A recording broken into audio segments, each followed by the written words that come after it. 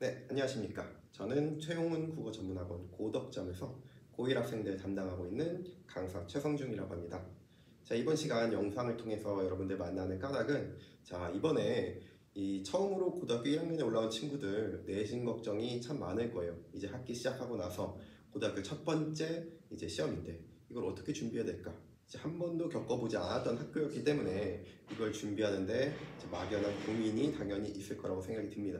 자, 그렇기 때문에 이번 영상을 통해서 이 내신 대비 어떻게 하면 좋을지 제가 한번 준비해봤습니다. 자, 2024년 우리 고1 첫 번째 시험이라는 게 너무나 중요하죠. 일단 첫 번째로 고등학교 올라와서 처음으로 보는 시험이기 때문에 이 시험의 중요성, 우리 첫 단추도 잘 깨워야 된다는 말이 있듯이 이 시험을 좀 잘 봐놔야 그 경험을 바탕으로 나머지 시험도 자신감 있게 볼 것입니다. 근데 단지 이것 때문만이 아닙니다. 우리 올해 고1이 되는 친구들은 다른 학년에 비해서 좀 독특한 경우를 할 수 있어요. 좀 특별할 수도 있겠죠. 왜냐하면 우리 친구들이 열심히 3년 동안 준비해서 수능 시험을 치게 되면 혹여나 만족할 만한 점수가 나올 수도 있겠지만 만족하지 못할 점수가 나올 수도 있습니다. 자, 근데 문제는 만족하지 못한 점수가 나왔을 때 그때 재수를 많이 고민을 하게 되시죠. 근데 이 친구들 재수하게 되면 누구랑 경쟁하느냐? 바로 그 1학년 밑에 친구들, 바로 바뀐 수능을 준비한 그 친구들과 경쟁을 하게 됩니다. 2028년도부터 이 수능 제도가 바뀌기 때문에 이 친구들은 처음에 봤던 시험과 그 재수 때 봤던 시험이 조금 달라질 수밖에 없어요. 국어와 수학 모두 조금씩 바뀌게 되죠. 심지어 탐구는 너무 많이 바뀌게 돼요.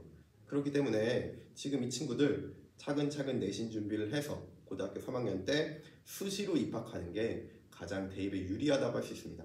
그렇기 때문에 우리 이번 고1 첫 번째 내신 시험 너무나 중요하겠죠? 그래서 이거 어떻게 준비하면 좋을지 다음에 한번 보도록 하겠습니다. 우리 성덕고 친구들도 다시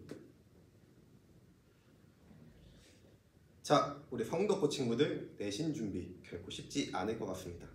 자, 우리 남고나 여고 좀 따로 떨어져 있으면 남자애들은 남자애들끼리 경쟁, 여자애들은 여자애들끼리 경쟁해서 조금 더 그 특성에 맞게 좀 더 경쟁할 수 있지만 남녀공학 같은 경우 일단 성별적 차이가 좀 있죠. 여자애들이 좀 더 내신 공부를 열심히 하는 편이다 보니까 남자애들이 내신 점수 따기가 좀 어렵습니다. 또 그렇다고 해서 여자애들이 좀 더 유리하기만 한 것 아니겠죠. 자, 그래서 우리 내신 공부 이 성별과 상관없이 좀 더 체계적으로 좀 볼 필요가 있습니다. 자, 그래서 성적고 그동안 어떻게 출제되는지 그 경향을 보면서 우리가 효율적으로 공부할 수 있는 방법 한번 보도록 할 텐데, 자, 일단 3개년 성적고 출제 경향을 봤을 때는 그 문항의 수는 조금씩 차이가 있습니다. 다만 그 점수 배점 선택형 80%, 서답형 20%의 경향은 바뀌지 않고 있어요. 그만큼 선택형의 비중이 크겠죠. 하지만 서답형이 쉽게 나오는 편은 아닙니다. 자, 성적고 같은 경우 변별력을 높일 수 있는 포인트를 각 영역에 나눠서 가지고 있어요. 자, 그래서 문학의 같은 경우에는 교과서 위주의 출제지만 외부 지문 연계가 이루어지고 있고, 이 독서 영역 같은 경우에는 전년도 시험이 아닌 당해 학력 평가 문제를 발췌해서 변형해서 출제를 하고 있습니다. 또 문법 영역도 그 영역 범위가 결코 쉽지 않은 파트에서 첫 번째 시험이 치러지기 때문에 결코 만만하게 봐서는 안 되는 매우 중요한 시험이라고 할 수 있겠습니다. 자, 그럼 우리 문학과 독서 영역 어떻게 출제되고 있는지 좀 자세히 보면은, 일단 성덕고는 교과서에 있는 고재종의 첫사랑 출제합니다. 근데 단순히 첫사랑만 출제한 것이 아니죠. 그 고재종 작가의 다른 작품인 성숙과 함께 연계를 해서 출제를 하고 있어요. 자, 그렇기 때문에 우리 교과서 위주 학습이라고 한다면 작품 위주의 작품론으로 이 작품을 해석하기만 하고 그거와 관련된 문제를 풀고 하는 걸 주로 접근하게 되는데, 이렇게만 볼 게 아니라 좀 더 작가론적으로, 그래서 하나의 작품이라 하더라도 그 작가의 다른 작품과 좀 연계해서 공부를 할 필요가 있습니다. 자, 그래서 작년에는 고재종의 이제 다른 작품들이 나왔다면 이 윤홍길 같은 경우에도 교과서 내에 이제 작품이 수록되어 있는데 윤홍길의 다른 작품도 너무나 좋은 작품이 많습니다. 이제 모의고사라던가 수능 또 아니면 다른 학교의 내신 시험에서 이 윤홍길의 작품과 관련해서는 많은 이제 출제되는 것들이 있으니 이걸 같이 연계해서 본다면 이제 올해 내신을 이제 준비하는 데 있어서 이 같은 작가의 다른 작품들 함께 좀 더 폭넓게 이해할 수 있는 그런 공부 방법 좀 필요할 것 같고요. 두 번째, 독서 영역은 꽤나 좀 까다로운 포인트가 될 수 있었어요. 왜냐면 작년에 나왔던 3월 모의평가에 프로이트와 융에 관련된 지문은 꽤나 고난이도에 속했던 지문입니다. 아이들한테는 이 프로이트의 이론이 익숙하지도 않을 뿐더러 이걸 또 융과 연계해서 공통점과 차이점을 분석하는 건 상당히 어려웠던 부분입니다. 자, 근데 이 당에 나왔던 그 문제를 성덕고에서는 이제 변형해서 지문은 가져오되 문제를 완전히 새롭게 만들어내는 시간상 쉽지 않았을 텐데 그걸 해내는 학교였어요. 자, 더군다나 이 문제에 보기가 있죠. 우리 보통 수능이나 모의고사 같은 거 풀면 이제 좀 어려운 3점짜리 문제에서 보기를 주고 그 보기를 통해서 해석해서 원래 지문과 연계해서 선지를 골라내는 문제들 많이 씁니다. 근데 보통의 학교들이라면 이 보기 지문 보통은 이 다른 이 원래 봤던 그 시험에서 그대로 발췌해 온다거나 그 지문 속에 다른 내용들 이제 발췌해서 좀 따오는 경우가 많은데 성덕고는 보기의 지문마저도 이제 완벽히 새롭게 만들어내서 출제를 했습니다. 그만큼 단순히 학력평가의 그 지문을 이제 풀어보고 그냥 정답만 맞춰보는 것에 끝난 게 아니라 이 지문을 말 그대로 씹어 먹어야 된다. 자, 그래서 당의 학력평가의 중요성 성덕고가 매우 강조하고 있는 만큼 우리가 이것도 한번 유의해서 봐야 되고 이걸 단순히 그러면 2024년에는 2024년 3월 문제만 나오겠거니 보면 안 됩니다.